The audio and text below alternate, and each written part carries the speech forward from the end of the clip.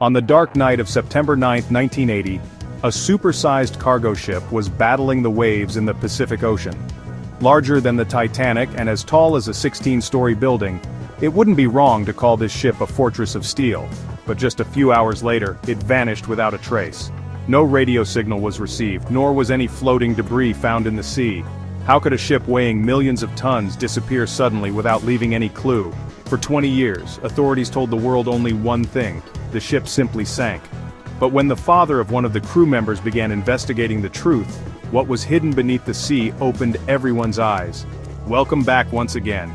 Dear viewers, on the evening of September 9, 1980, a massive cargo ship, MV Derbyshire, was cutting through the deep waves of the Pacific Ocean heading toward Japan.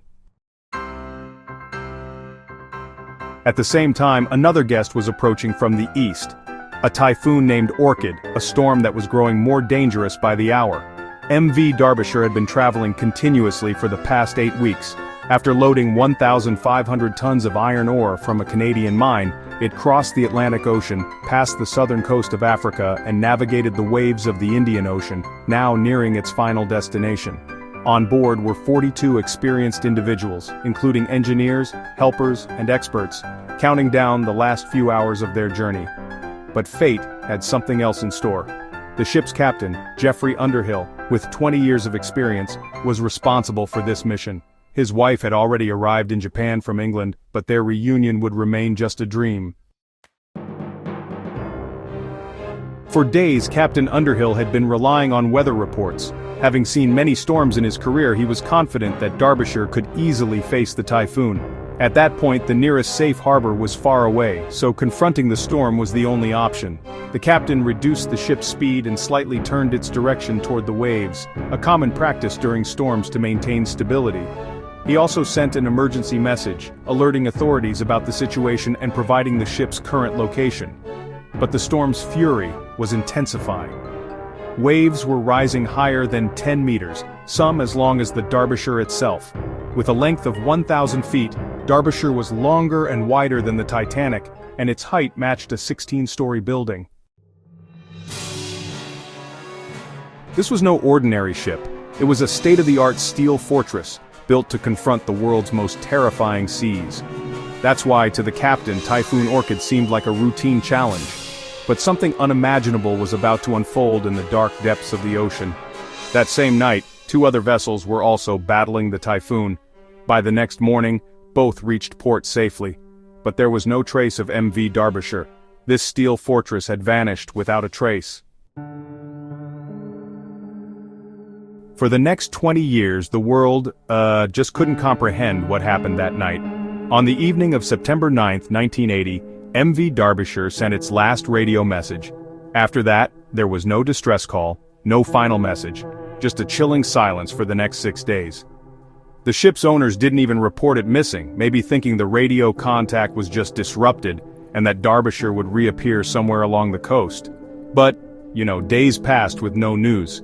On September 15th, concern about the ship's disappearance was first raised. An international search mission was launched. Helicopters, airplanes, and naval ships scoured the ocean where Derbyshire's last coordinates were recorded. Yet, not a single piece of such a massive vessel was found floating. After 6 days, the search operation was called off. Authorities concluded, without any investigation, that the sea had simply swallowed it. The search and investigation ended as quickly as the news coverage. The families of Derbyshire's crew sent multiple requests but were told there was nothing to investigate. This response was unacceptable to the grieving families who felt something was being deliberately hidden.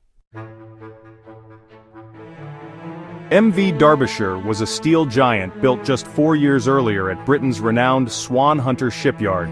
It could carry over 150,000 tons of cargo, 4 times more than ships from 20 years prior. But this wasn't just about size, the design was innovative. Derbyshire was an OBO, or oil bulk ore carrier, a modern ship capable of carrying oil on one side and iron ore on the other. Its biggest advantage was reducing shipping costs, as it never returned empty. If it delivered oil, it would carry iron ore on the return trip, ensuring constant operation and profit for the company. Compared to traditional ships, MV Derbyshire could generate up to 30% more revenue. It belonged to the Bridge class, with only 6 such ships in the world at the time. Built by Swan Hunter, the company was facing challenges, competing with Japanese and South Korean shipyards that produced similar ships faster and cheaper. Once a titan of the shipbuilding industry, Swan Hunter was now under pressure from these competitors. To stay afloat, they began cutting costs. Perhaps this was where the secret of Derbyshire's sinking lay. The tragedy plunged many homes into darkness. But for one man, it wasn't just a loss, it became a mission. Peter Redyard lost his young son on Derbyshire. Yet Peter wasn't only a father, he was an experienced ship surveyor who had spent his life analyzing seas and ships. When Peter took matters into his own hands, he uncovered a shocking truth. In 1982, just 18 months after Derbyshire's disappearance, another Bridge-class ship, Tyne Bridge, was battling storms in the North Sea when cracks appeared in the steel of its superstructure. The captain ordered an immediate evacuation, and the crew was airlifted to safety. Saving the ship was nothing short of a miracle, as if nature itself wanted to reveal the truth this time. When Peter inspected the ship, he found cracks in its front section. After reviewing documents, he discovered that not only this ship, but every Bridge-class ship had developed cracks in the same spot. These ships were quietly sent to ports for repairs. But Peter uncovered something even more startling. These ships weren't built according to their original design plans. Some parts were hastily constructed, deviating from the intended design. Peter now had evidence that could potentially reopen the Derbyshire investigation. He gathered all the evidence and sent it to the Department of Transportation. Instead of taking action, they claimed a proper investigation had already been conducted and there were no plans for a new inquiry. Authorities turned a deaf ear, but the families of the deceased spoke out. In 1984, they formed the Derbyshire Family Association with one goal: to unveil the truth. In November 1986, another Bridge-class ship, Kowloon Bridge, ran aground off Ireland's coast due to cracks. While navigating the rough Atlantic, its already weakened hull just couldn't withstand the sea's blows. Kowloon Bridge was the last of the 6 Bridge-class ships that hadn't undergone the specific repairs Peter had identified in others. This time, the British government didn't stay silent and decided to launch a new investigation. A ray of hope emerged for Peter and the families. For the next 6 months, various experts shared their opinions in the investigation. Some blamed the design, others the sea. But Peter's evidence, pointing directly to structural failure, was cleverly sidelined.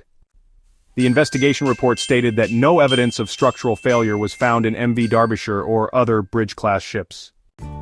Derbyshire was just another ship lost to the sea's waves. For the families who had fought for years, this report was, well, a slap in the face. After the second investigation, their spirits began to wane, you know. Their only claim was that Derbyshire's secret wasn't in the sea, but in the system, really. Yet they never lost courage. In 1994, partnering with the International Transport Workers Federation, they formed a private investigation team. Together, they funded the mission to search for MV Derbyshire in the sea after 14 years. Astonishingly, within just 23 hours, the ship was found intact 4 kilometers below the ocean's surface. It was a monumental achievement. To unravel the mystery, every part of the ship was photographed underwater, and the investigation continued for another 6 years. After 6 years, the investigation report revealed the full truth. The ship had a storage area at its bow called the bosun's store, where essential deck maintenance items like ropes, tools, and chains were kept. That stormy night, as Derbyshire swayed in the waves, the bosun's store door, which wasn't built to the original design, suddenly broke, allowing water to flood in. Thousands of gallons of water filled the store, making the bow heavier and causing it to sink further into the sea. Waves crashed at greater heights, breaking ventilators and letting water into the machinery room. The bow tilted even more, and in a massive wave, the hatch cover of a tennis court-sized container holding iron ore also broke. As one container filled with water, the bow sank further. One by one, all containers were submerged, and Derbyshire, Britain's largest vessel, sank into the dark depths of the Pacific Ocean.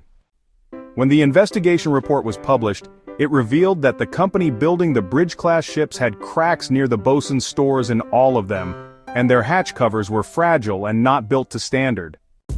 Initially, families suspected a structural failure, but the investigation showed no major design flaw, just small oversights that caused a mighty steel fortress to sink. You know, back in the 1970s, ships sank every year, and for the authorities it was, well, just a routine numbers game. But Derbyshire's families, through their private investigation, exposed the shipping industry. New ship designs emerged, regulations tightened, and safety inspections gained focus. They didn't just find a ship, they forced an entire industry to change. Many rules in the shipping industry today were created because of MV Derbyshire, which lies silently 4 kilometers below the Pacific Ocean floor.